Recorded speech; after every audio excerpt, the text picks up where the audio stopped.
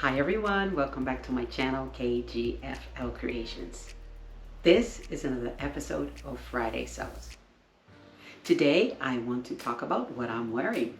As you can see, I am wearing a nice sweater top. Is that what it's called? I think that's a tulle sweater top. This is the Whistler sweater. Well, the pattern is sweater and hoodie. Whistler sweater and hoodie by Love Notions.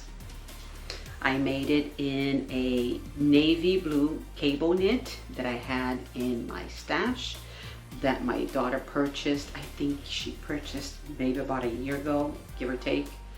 And it has been sitting in the stash for a long time, so I decided to make this sweater for her. This is not for me. The sweater is not for me. The sweater is for her. It came out so nice. I love the shawl color here. It looks really pretty. This one right here. And I had these two little buttons. At first I was going to put only one button here, but then there was some empty space right here. So since I had the two buttons, I don't remember why I bought these two buttons. Maybe for something specific that wasn't done. So I ended up putting the two buttons here. Maybe if I was thinking of putting a wooden button right here. Maybe it could have looked better. Not sure, but I do like this one here. The two little buttons. But this came out really nice. It has two pockets right here. Pretty sure you guys can see it. The two little pockets here. And the back is just nice and plain, pretty loose. I mean, it's loose on me because her hips are a little bit bigger than mine, but it does look really good. So this sweater, I don't think you guys can see it because of this navy blue. I know you're not going to be able to see it on video, but the shoulder came down a little bit here on me, and on her is the same thing. Something I forgot to do was put something here to stabilize the shoulder. So I'm thinking that I might still be able to do that if I put something here and I stitch in the ditch. Maybe I can just put something here, a piece of clear elastic, so this will stay in and won't just droop down as the day goes by. But I cut the top here. It was the extra large, just this portion right here, and then from here down I went down to the 2X right here. But when I finished everything, I mean, I did not finish the hem, but when I told her to put it on because I wanted to see how it was looking, it was too big right here. So she asked me to come in and just do something like this right here. So that's what I did. I told her to put the sweater inside out so I can go in and pin where I wanted to bring in a little bit so it fits much better. So this was very interesting to put together because of these two little pockets here and how the pattern is put on. It's weird. It is weird. This is the shawl collar right here. This is one piece. Actually, you cut it 4 times with this one, and then you put it together right here, and then you stitch on this side. So you have the whole shawl color, all of this piece right here down to this portion right here. So that's this one piece. And then this is the full front right here. And this portion here, this is part of the pocket, the back of the pocket right there. See here, right here, this is the back of the pocket.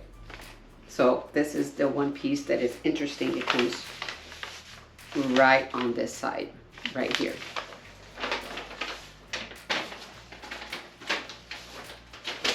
Now, this is the most interesting piece. This is the front pocket with the, so you attach to the other one. You see this portion here?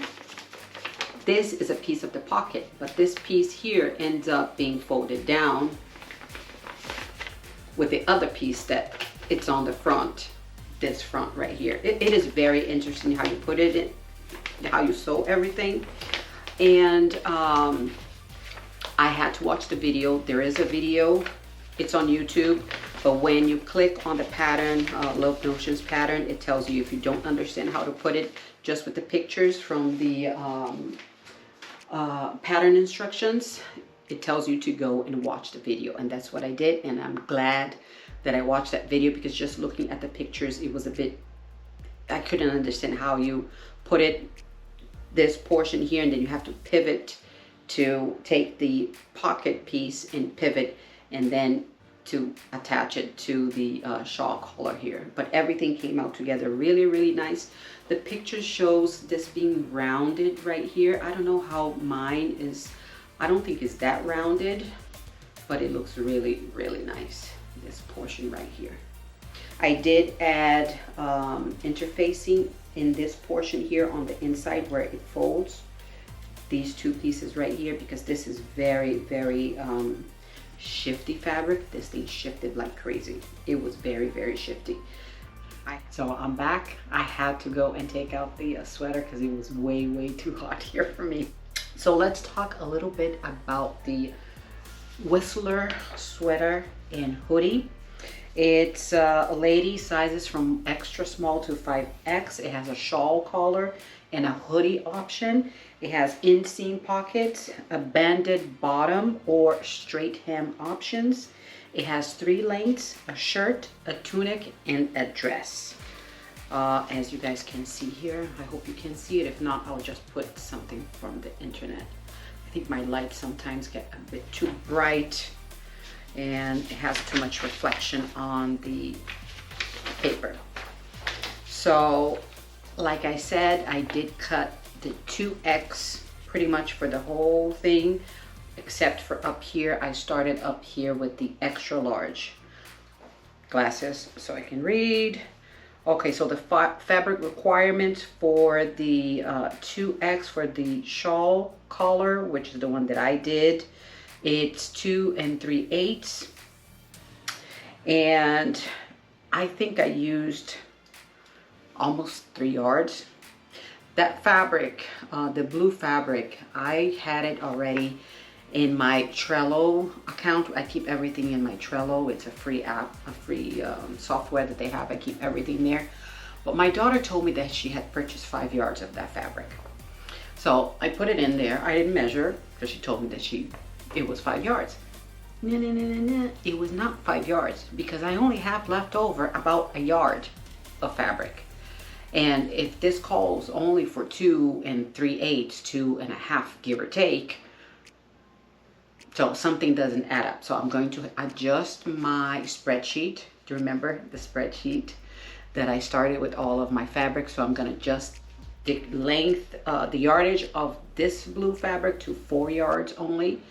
And then I'm going to adjust it with whatever I made. So I'm going to do that so I can keep track of my yardage. Okay, so 2 3/8, it's recommended for medium to heavyweight knits with at least 25% stretch, such as microfleece, French terry, ponte, sweater knits, and double knits. Notions calls for coordinating thread, fusible interfacing, 2 of 5/8 buttons. That's a small button. It says different size buttons may be used, but the buttonhole markings must be adjusted accordingly. Like I said, I didn't do the buttonhole. I just put the button straight in. What I did, well, this is this fabric here catches everything. So this little pocket here, I am not sure. The thing shows very rounded. I don't think mine is that rounded, but okay. Let me just take this off so I can show it to you on the inside. One problem that I ran into, it does say cut here if you're doing the banded option with the band here at the bottom, or cut here to do the hem length. And then I thought, well, she's short, so I'm just gonna cut where the banded length cutting line is, and I won't put the band. That was a mistake. Let me show you what happened. Because of the pockets, adding the band would add maybe about this much, I would think, because I did not cut the band, but the piece from the pattern was pretty wide, so maybe it would add this much. So the pocket would not show at the bottom. But because I cut there and I still had to fold 1 inch to the inside, my pockets were going, they were kind of showing underneath. So I had to go in and shorten the pocket, this piece right here, by 1 inch. So I went into the serger and I just cut the 1 inch.